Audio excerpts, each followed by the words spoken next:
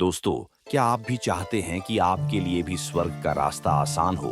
तो इस कहानी को पूरा देखें। लक्ष्मी नारायण बहुत भोला लड़का था। वह प्रतिदिन रात में सोने से पहले अपनी दादी से कहानी सुनाने को कहता था। दादी उसे नागलोक, पाताल लोक, चंद्रलोक, सूर्यलोक आदि की कहानी सुनाया करती थी। एक दिन दादी ने उसे स्वर्ग का वर्णन सुनाया। स्वर्ग का वर्णन इतना सुंदर था कि उसे सुनकर लक्ष्मी नारायण स्वर्ग देखने के लिए हठ करने लगा। दादी ने उसे बहुत समझाया कि मनुष्य स्वर्ग नहीं देख सकता, किंतु लक्ष्मी नारायण रोने लगा। रोते रोते ही वह सो गया। उसे स्वप्न में दिखाई पड़ा कि एक चमचम चमकते देवता उसके पास खड़े होकर कह रहे थे, बच्चे, स्वर्ग देखने के लिए मूल्य देना पड़ता है। तुम सर्कस देखने जाते हो तो टिकट देते हो ना? स्वर्ग देखने के लिए भी तुम्हें उसी प्रकार रुपए देने पड़ेंगे। स्वप्न में ही लक्ष्मी नारायण सोचने लगा कि मैं दादी से रुपए मांग लूंगा, लेकिन देवता ने कहा, स्वर्ग में तुम्हारे रुपए नहीं चलते, यहाँ तो भलाई और पुण्य कर्मों का रुपया चलता है। अच्छा, तुम यह डिबिया अपने पास रखो। जब तुम कोई अच्छा काम करोगे तो इसमें 1 रुपया आ जाएगा, और जब कोई बुरा काम करोगे तो 1 रुपया इसमें से उड़ जाएगा। जब यह डिबिया भर जाएगी तब तुम स्वर्ग देख सकोगे। जब लक्ष्मी नारायण की नींद टूटी तो उसने अपने सिरहाने सचमुच एक डिबिया देखी। डिबिया लेकर वह बड़ा प्रसन्न हुआ। उस दिन दादी ने उसे एक पैसा दिया। पैसा लेकर वह घर से निकला। एक रोगी भिखारी उससे पैसा मांगने लगा। लक्ष्मी नारायण भिखारी को बिना पैसे दिए भाग जाना चाहता था। इतने में उसने अपने अध्यापक को सामने से आते देखा। उसके अध्यापक उदार लड़कों की बहुत प्रशंसा किया करते थे। उन्हें देखकर लक्ष्मी नारायण ने भिखारी को पैसा दे दिया। अध्यापक ने उसकी पीठ ठोकी और प्रशंसा की। घर लौटकर लक्ष्मी नारायण ने वह डिबिया खोली, किंतु वह खाली पड़ी थी। इस बात से लक्ष्मी नारायण को बहुत दुख हुआ। वह रोते रोते सो गया। सपने में उसे वही देवता फिर दिखाई पड़े और बोले, तुमने अध्यापक से प्रशंसा पाने के लिए पैसा दिया था, सो प्रशंसा मिल गई। अब रोते क्यों हो? किसी लाभ की आशा से जो अच्छा काम किया जाता है वह तो व्यापार है, वह पुण्य थोड़ी है। दूसरे दिन लक्ष्मी नारायण को उसकी दादी ने 2 आने पैसे दिए। पैसे लेकर उसने बाजार जाकर 2 संतरे खरीदे। उसका साथी मोतीलाल बीमार था। बाजार से लौटते समय वह अपने मित्र को देखने उसके घर चला गया। मोतीलाल को देखने उसके घर वैद्य आए थे। वैद्य जी ने दवा देकर मोतीलाल की माता से कहा, इसे आज संतरे का रस देना। मोतीलाल की माता बहुत गरीब थी। वह रोने लगी और बोली, मैं मजदूरी करके पेट भरती हूँ।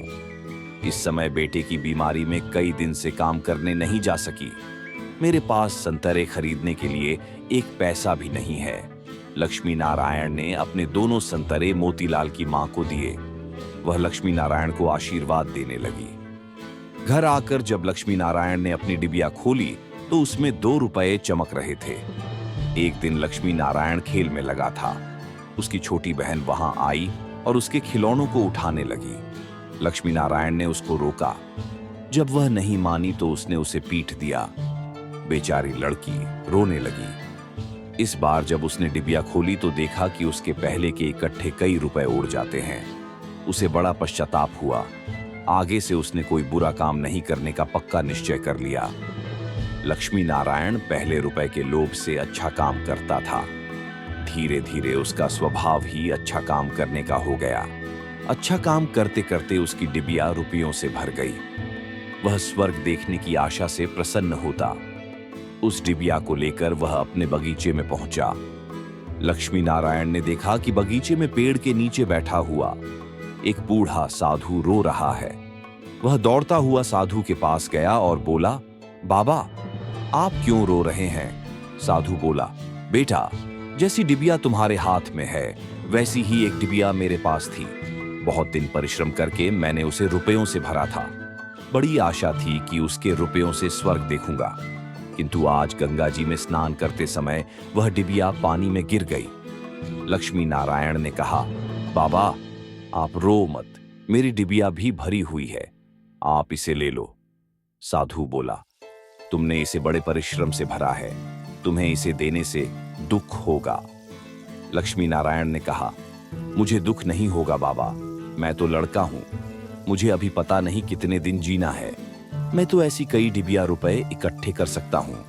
आप बुढ़े हो गए हैं, आप अब दूसरी डिबिया पता नहीं भर पाओगे या नहीं। मेरी डिबिया ले लीजिए।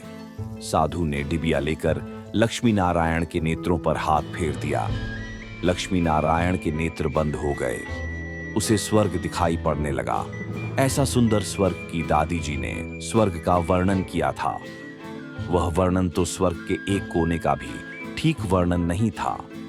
जब लक्ष्मी नारायण ने नेत्र खोला तो साधु के बदले स्वप्न में दिखाई पड़ने वाला वही देवता उसके सामने खड़ा था। देवता ने कहा, बेटा, जो लोग अच्छे काम करते हैं स्वर्ग उनका घर बन जाता है।